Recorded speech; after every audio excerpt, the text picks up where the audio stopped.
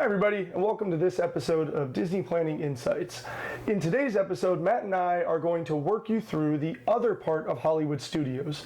So if you've come to this video first, make sure to go back to our YouTube channel or Anchor or Spotify or whatever you're listening on and find part 1 where we detail how to get to the park, how to get through security, and what you're going to find as you head up and to the right of the areas of the park.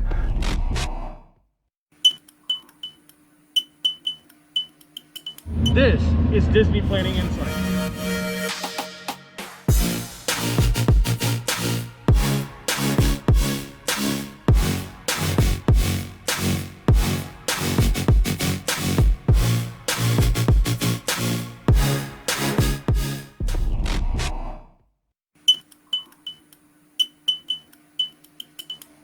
Because today we're going to go ahead and start, and now we're going to be walking right up that main boulevard as you come into Hollywood Studios, but instead of heading straight towards the Chinese Theater or towards the right down Sunset, we're actually going to turn to the left.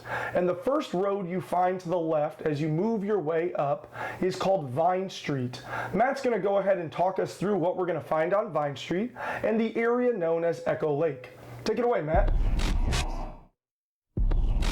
So, as Peter said, the first thing that we're going to do is we're going to go over to Echo Lake. Echo Lake's a great area just because it's got a couple of really good restaurants and a couple of really good shows. So, as you get to the corner of Hollywood and Vine is the restaurant Hollywood and Vine. This is a great character dining meal. Right now, it's family style with some entree options. So, family style appetizer, entree for each person, family style dessert. The nice thing about Hollywood and Vine is you get your Fab 5 characters, but depending on the season, they're wearing different outfits. So throughout the year, you get 4 different sets of characters basically for this meal. Now when they bring back the Disney Junior Play and Dine for breakfast, not only do you get your Fab 5 for lunch and dinner, but you also get the Disney Junior characters, Princess Sophia, Handy Manny, Racer Goofy, and a lot of different friends for breakfast as well, which is a really cool add to that restaurant. Next to Hollywood and Vine is the 50s Primetime Diner. And that is a nice little, kind of like comfort food restaurant. You got your fried chicken, you got your pot roast, stuff like that. And just a really nice, if you can't get any other reservation at Hollywood Studios, you can probably get a reservation there. As we move to the shows, you've got 2 really good shows. You've got the Indiana Jones Stunt Spectacular, which is actually starred by one of Indiana Jones, Harrison Ford's stunt doubles in the movies. And then the other show is the Frozen Sing-Along. And that is just a great, fun, just funny history of Arendelle is really the best way to put it. You got a couple of historians and they kind of bumble through the whole story, and it's well worth the watch. And it's one of those places that you can escape the Florida sun as you get those hot days. Nice big air-conditioned theater. Really the only other thing there is the big dinosaur, and you have an ice cream shop inside of it.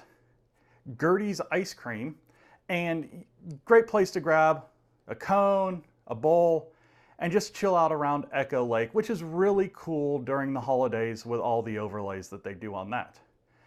As we move past Echo Lake, we're going to get into a little area that's a transition, kind of between Echo Lake and Grand Avenue called Commissary Lane. And Peter's going to talk about Commissary Lane. All right, so now that we know where to find the Indiana Stunt Spectacular and the Frozen Sing-Along, we're going to continue walking past Echo Lake, and we're going to see that the path starts to narrow into more of a walkway. And on the right-hand side, we're going to find a couple of things depending on what they're currently offering. The first one is a special Mickey and Minnie cartoon. And if you're familiar with the new cartoons on Disney, then basically what this is it's a unique introduction and then a bunch of clips of all the travel scenes that Mickey and Minnie go on in the new Mickey and Minnie classic cartoons. And so it's a pretty interesting show, and if your kids are a fan of that, you're going to want to go check that out because it's a really, really nice aspect. And again, we get to escape the Florida sun for just a little bit to go watch that show. There's also potentially an Olaf meet and greet back there if you kind of go around to the side of that building. So now we're going to continue walking up that pathway, and to the left-hand side, we're going to see a little bit of a hat tip to an old classic attraction called the Backlot Express. And for those that have been going to Hollywood Studios for long times, decades even, you'll remember that there used to be a little tram ride back there that would take you through movie memorabilia. Well, now Backlot Express is a quick service restaurant, and if you go into this large building, what you're going to find is an okay menu. I'm not going to lie to our viewers. I'm going to say that it's a decent menu, but what you do get is you get the ambience and the atmosphere of a lot of those old movie replicas that are sitting around, taped to the, stuck to the wall, hung from the ceiling, and all of that good stuff. There's a lot of stuff from that old tram ride that a lot of people used to love. As we continue around to the right, we're going to find some Star Wars things that have crept their way out of Galaxy's Edge, or more accurately stated, were there from the very beginning. You're going to find a little stage, and on that stage is where the Trials of the Temple show is going to occur at regular intervals throughout the day. If you want to see your kid dressed up like a Jedi battling some Sith, then what you're going to want to do is on first arrival to the park in the morning, you're going to go just to the left of the Indiana Stunt Spectacular, so just past 50s Primetime, just to the left of Indiana Jones, you're going to find a little hidden area, and that's where you can sign your little Padawan up to take on the Trials of the Temple. A wonderful show, especially for you Star Wars fans out there that want to see your kiddos have an amazing, unique experience. Immediately to the right of the stage, you are going to find Star Tours and a massive AT-AT guarding the entrance and sort of a Forests of Endor look as you start to walk your way into the queue line. Fantastic theming in it, and the ride itself is a four-dimensional, three-dimensional experience. You have 3D glasses and you're in a motion simulator, and depending on which one loads, what's really great about Star Tours is the introduction is always the same. The exit is normally the same because they like to land you in Batuu now, but the middle part is just a series of random assortments of clips that kind of get grabbed to put together a unique ride experience. So you can ride Star Tours 4, 5, 6, 7 times and be getting different ride experiences. You might see some same scenes over again, but you'll get different ride experiences. And coming out of there is a really nice shop, and what a lot of people miss in that shop is that you can do a smaller lightsaber build with little plastic pieces that run about $30 to $40 depending on what pieces you put on versus the $200 experience waiting for you over in Galaxy's Edge. So don't forget about that. Now we're starting to head around the corner, and what we're going to find as we head around that corner is sort of a little T intersection. So let's talk a little bit about that road known as Commissary Lane. If you go up to the Chinese Theater and take a left just before it, you're going to find the other side of that little road. So let's talk about what's on that road. First of all, there's the ABC Commissary, which is one of the largest quick service restaurants in Hollywood Studios. And I used to not care a lot about ABC Commissary, but they completely redesigned their menu with some wraps, sandwiches, and power bowls. And now it's a very, very good place to eat if you're looking for something on those days at Hollywood Studios. Past ABC Commissary, To our left, we have Mickey and Minnie's Red Carpet Dreams, which is really just a meet and greet for fancy Mickey and Minnie. And over to the right, we have a fan favorite, the Sci-Fi Drive-In Restaurant. Essentially a burger and chicken sandwich joint. The unique thing about this is you're going to sit down in an old style 60s, 70s sedan convertible, and you're going to have your dinner while looking at a bunch of clips from old time black and white scary movies. Not too scary that you have to worry so much about the kids, but there may be a couple of scenes where they might feel a little bit uncomfortable. So be aware, if you have really little youngsters, maybe skip that until they're in their late single years or maybe even up into their preteen years. Right past Sci-Fi is one of my favorite hidden gems for Hollywood Studios, and it's called Baseline Tap House. Baseline Tap House has a couple of items, including a giant pretzel and a charcuterie board. And in addition to that, they have about 10 to 12 different things on tap, and you can get them in pint size, or you can get the big ones, and you can also get flights of these various offerings. Baseline Tap House, if you are going with a group of older individuals, especially if they're all over 21, is an essential part to a trip to Hollywood Studios in my mind. Sit down, have a couple of drinks, take a load off, and enjoy the very relaxing atmosphere of the patio at Baseline. It's sure to delight those, especially if everybody in your group is a little bit older. All right, well that handles Commissary Lane. So now what we're going to see if we head past that T intersection is we're going to see a red brick archway that's going to lead us into kind of a unique little area that you don't want to miss. And Matt's going to go ahead and talk to us about that area. All right, as you come through that brick archway now, you're going to see a fountain of Miss Piggy, and that means that you've entered the Grand Avenue area. To your left is going to be a really nice, kind of hidden bathroom and Pizza Rizzo. Pizza Rizzo is a quick service restaurant, serves wrap pizza as you would expect from Rizzo, and really another good place to kind of just grab a quick meal and sit down in the air conditioning. To the right, you're going to find Muppets 3D. Muppets 3D is in the fashion of like the PhilharMagic over at Magic Kingdom. You get your 3D glasses, there's some interactive parts within that film, not only with the 3D, but also with animatronics and stuff like that, which is really, it's a little fun show. As you make your way back around the corner, you're going to find a couple of little shops. One's going to be very dedicated to the Muppets, so if you are a Muppets fan, you definitely want to check that out. The other one is a little Christmas shop that always has the cool little Disney ornaments, the big Mickey heads, and that kind of stuff. So really another really cool place to find back, kind of hidden off of the main path. And then the last thing that you're gonna find back there is Mama Melrose.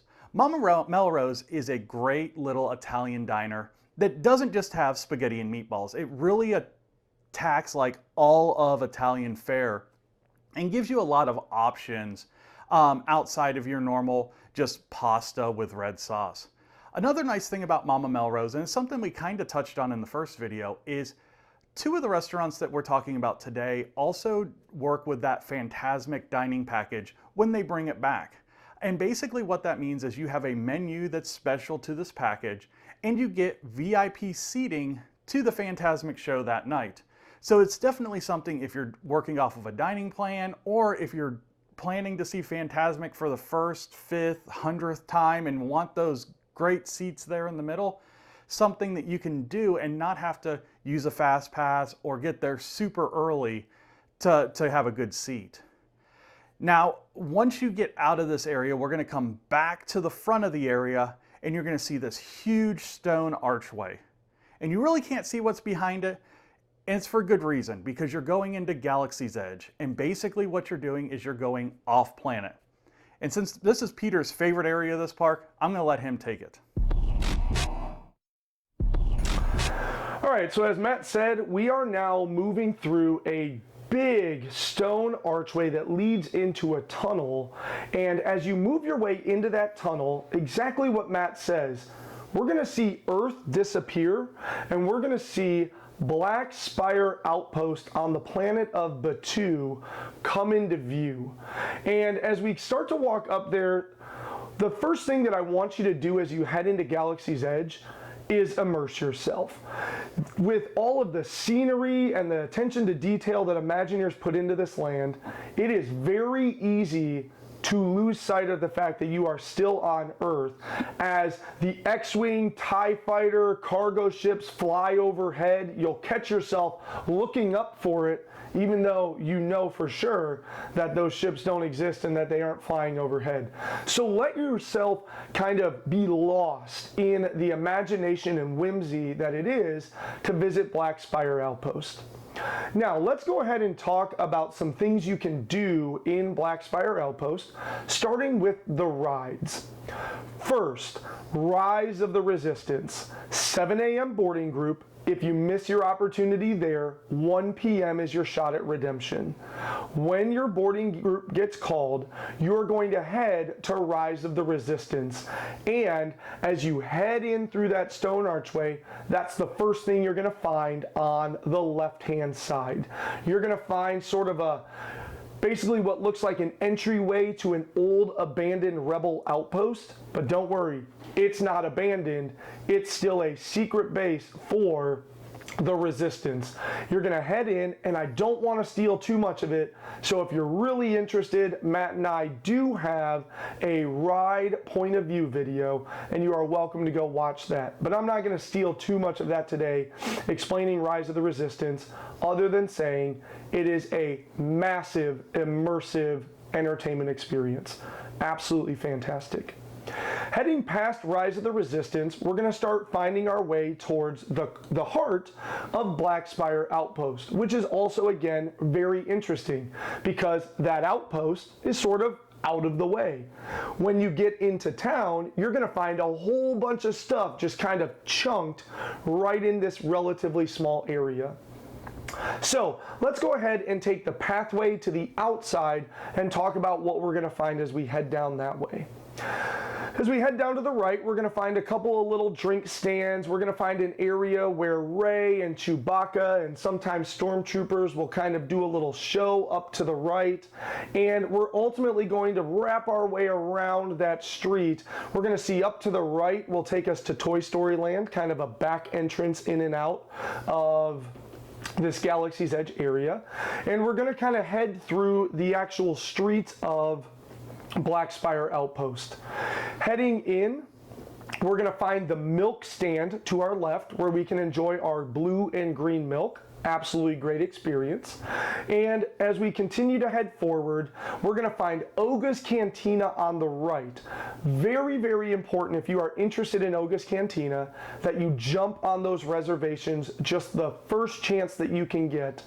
Oga's Cantina is full of unique concoctions, some alcoholic and some non-alcoholic, and a couple of food items there as well. And they are expanding that food menu as they've recently added these little bite-sized platters and charcuterie board in there so that you can enjoy a little bit more than just drinks. Your time is still measured though, and you have about 45 minutes to enjoy your time. So make sure when you get there, you don't waffle on the menu decisions for too long and you get them going. Heading past Oga's Cantina, we just have a couple more things to note. First of all, straight ahead, you're going to find a life-size model replica of the Millennium Falcon. And straight past the Millennium Falcon, you're going to find the entrance to Smuggler's Run, a wonderful ride where you're going to walk through the hangar area and ultimately board and get in the cockpit of the Millennium Falcon. 2 individuals are pilots, 2 individuals are gunners, and the back 2 individuals are engineers. So 6 people are going to sit in your own bucket style seat as the pilots fly the ship. The gunners are going to take care of TIE fighters and shooting the cargo off of the train you're ambushing. And the engineers are going to be responsible for firing harpoons and taking care of all the damage that the pilots cause. An absolutely amazing immersive ride. It is so fantastic, and I encourage you ride it time and time again. And if there's a specific role you're looking for, don't feel too guilty asking the cast members to make that dream a reality, as they are in the business for sure of making your dreams come true. And it is cool to experience all the different roles in Millennium Falcon. As you come out of Millennium Falcon, you're going to find a rampway up to the right, or if you go just a little bit of ways, you'll find some stairs that take you up to Docking Bay 7. As you head into Docking Bay 7, you're going to find a quick service restaurant full of unique menu items that you just don't find anywhere else. Even though it's essentially a chicken finger and mac and cheese or buttered noodles, it sure as heck doesn't look like chicken finger and mac and cheese that you're going to get here on Earth.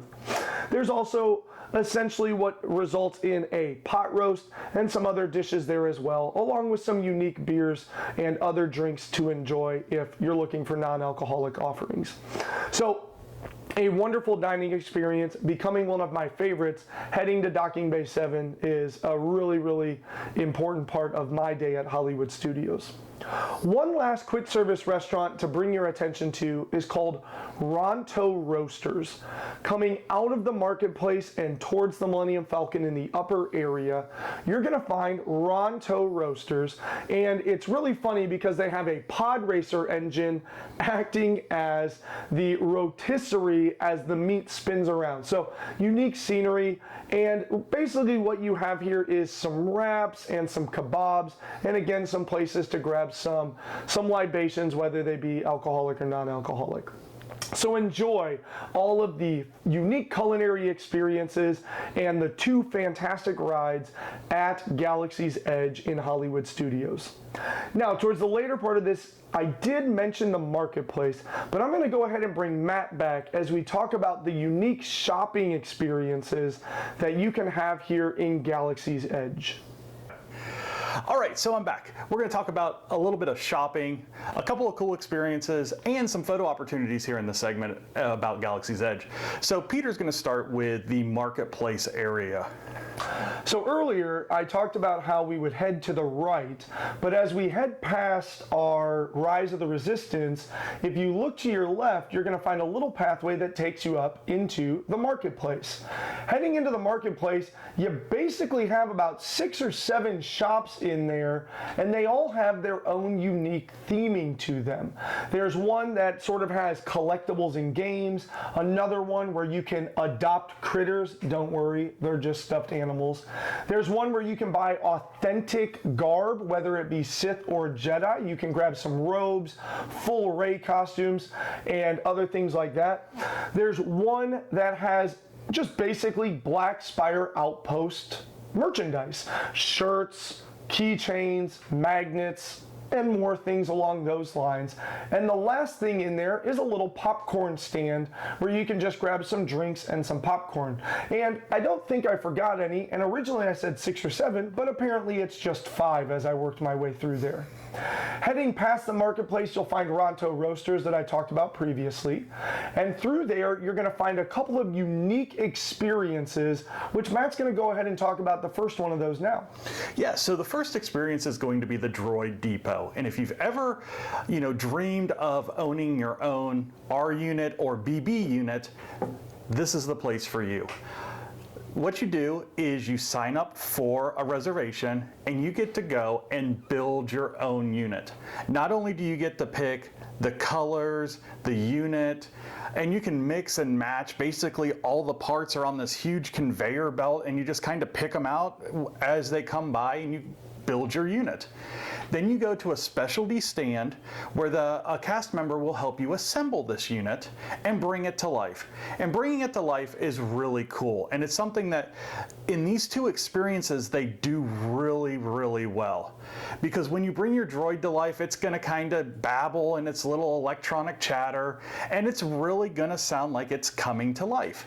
And these are remote control droid units, and they're just a lot of fun. And not only do you get to control them, they also have personalities. Not only will they interact with you and your remote control, they'll interact with other droids, they'll interact with scenery around Galaxy's Edge, and they'll interact with the BB-8 in the Star Wars launching bay area. So these are cool little items. The other thing that we're going to talk about is price. The price of these units starts at about $70 just for the droid. You can do a package that comes with the droid, a backpack, and one of the personality chips for just over $100. The personality chips are usually on sale, so if you don't want to do the package, just go into the little shop next to the Droid Depot and you can get personality chips and also droid figurines and also a lot of different droid memorabilia. So a cool little area. The other one is the signature experience in Galaxy's Edge, and that's going to be Savi's workshop. And Peter's going to talk about that. All right, so coming out of Ronto Roasters, you go down the stairs, or if you're looking at Droid Depot, you look just to your left, and you'll find a little courtyard that, on the outside, doesn't look all that exciting. And that's on purpose. Again, a hat tip to the Imagineers who wanted to run the theming throughout, because that is the location where you're going to check in for Savi's workshop.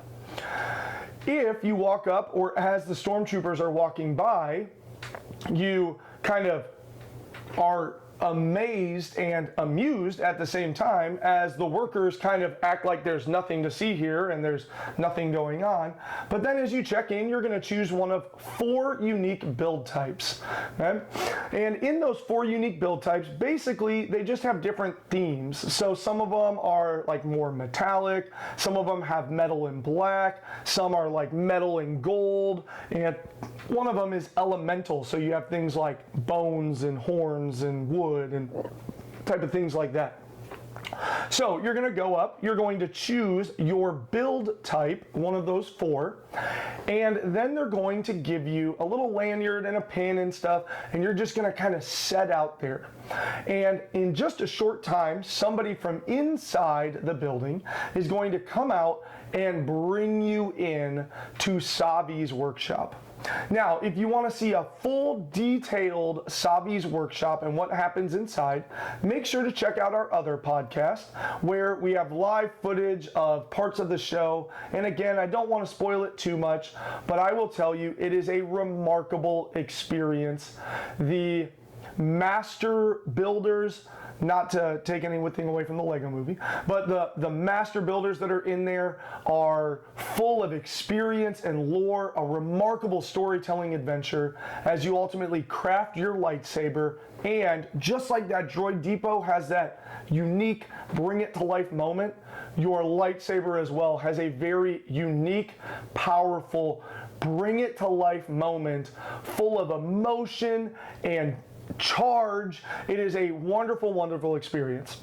Now, we are going to talk a little bit about the price, and the lightsaber does weigh in at a hefty $220 in order to enjoy this experience.